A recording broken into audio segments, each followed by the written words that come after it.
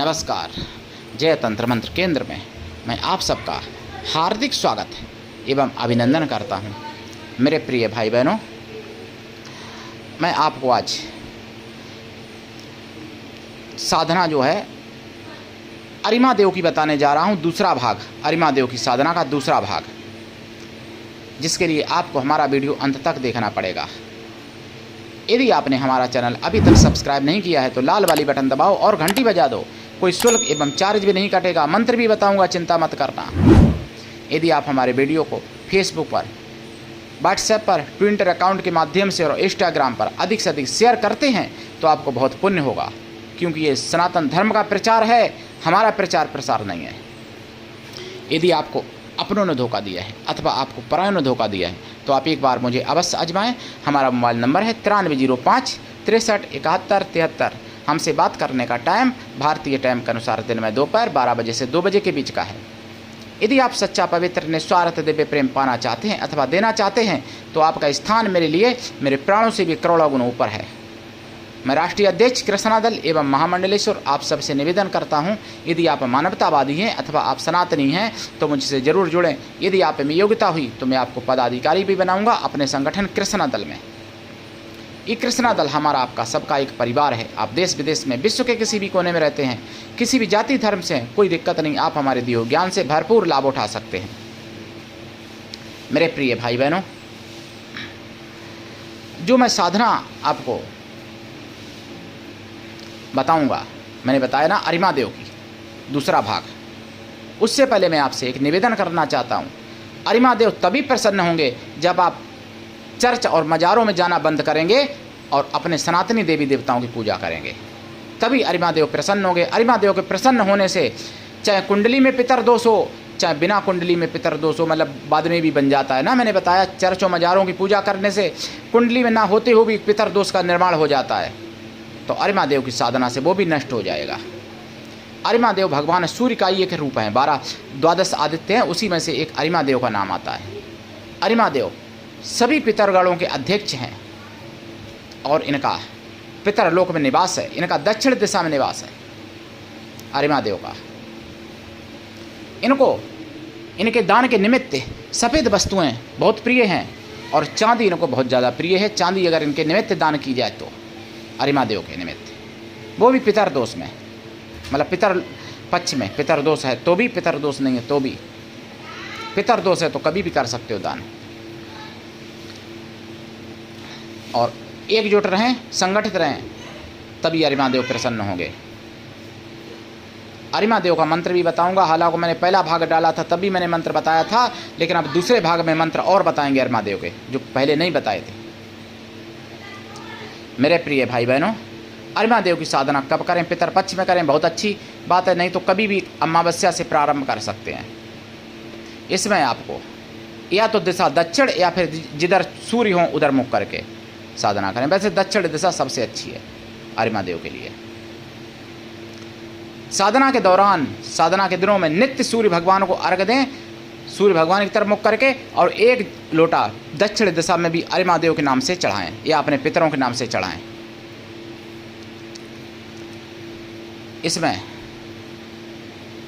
साधना के दौरान अगर आप चांदी का चंद्रमा बना के रखते हैं सामने और उसमें मंत्र ओम सोम सोमाय नमः लिखा होना चाहिए, ऐसा मंत्र अगर रखते हैं लिखित चंद्रमा साधना के दौरान अपने सामने, साधना पूरी होने के बाद अगर वो पहन लेते हैं, उससे घोर परम पितर दोष हो वो भी शांत हो जाता है।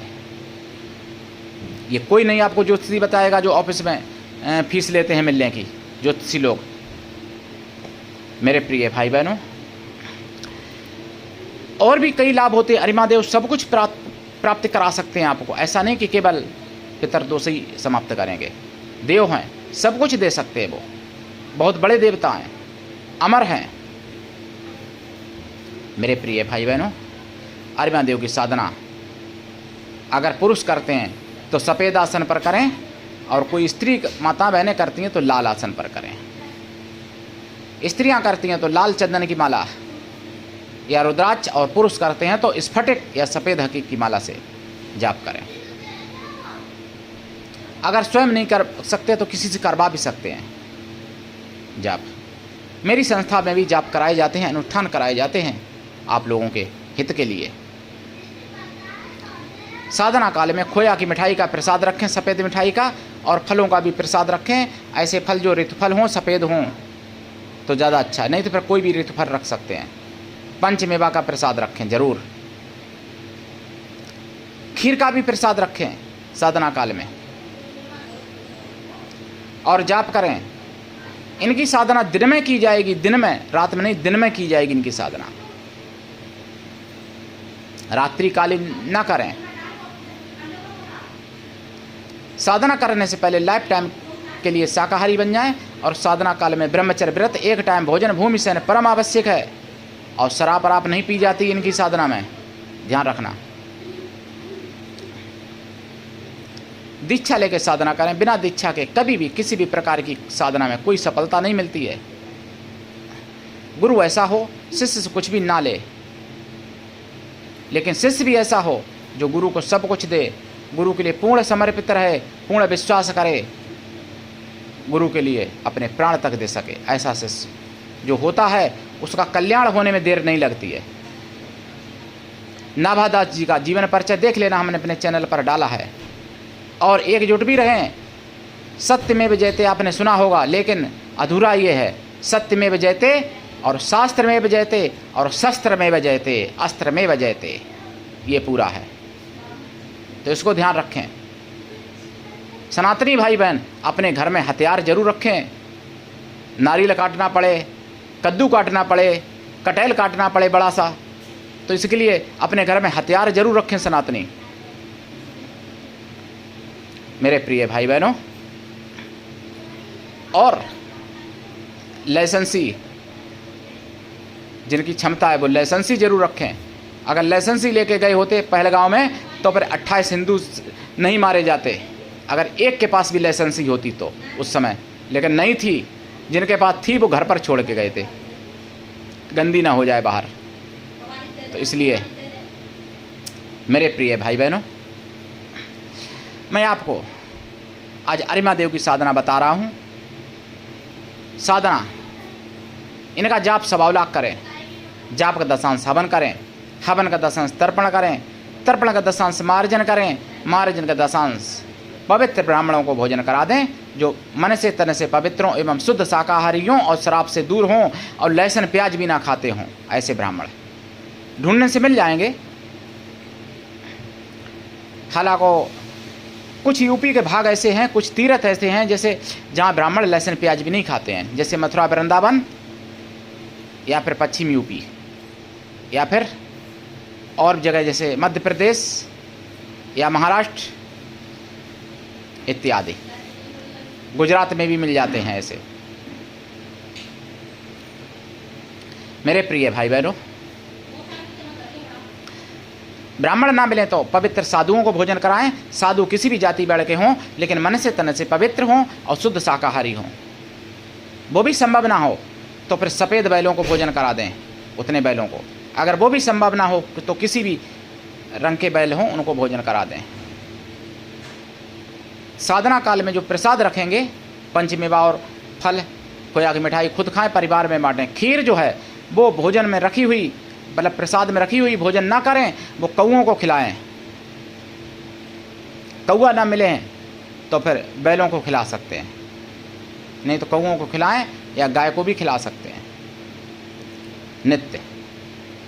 मेरे प्रिय भाई बहनों, अरिमा देव की साधना अगर आपको सिद्ध हो गई, मैं तो कहता हूँ प्रत्येक व्यक्ति को अपने जीवन में एक बार करनी ही चाहिए, क्योंकि नहीं पता होता है पितरदोष किसकी कुंडली में है और किसकी बिना कुंडली में नहीं बाद में निर्माण हुआ है पितरदोष का।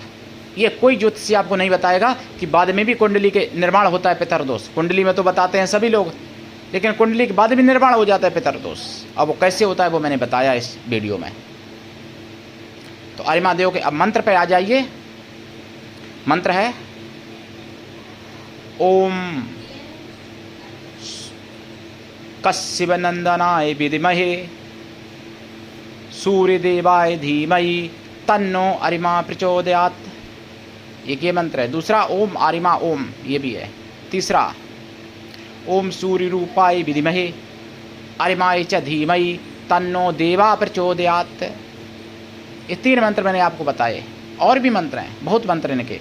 अरिमा कवच भी होता है जो मंगोलिया शासन में नष्ट कर दिया गया, मुझे मालूम है, वो याद है मुझे कवच। और ऐसा नहीं आप कहेंगे कि कल्पना करके नहीं, मैं नींद में सपने में भी सुना सकता हूँ वो कवच। मेरे प्रिय भाई बहनों, करिए साधना। और आप सबका चैनल है, अपना चैनल समझ के इसको आगे बढ़ाइए। सनातन धर्म की आवाज़ इसलिए जन जन तक पहुंचाइए। अकेले हमारा चैनल नहीं है, आप सबका चैनल है। आज के लिए इतना ही, धन्यवाद। जय श्री राम, जय अरिमादेव भगवान की, जय सूर्य भगवान की, वंदे मातरम, जय सनातन, जय हिंदू राष्ट्र, जय गौ माता।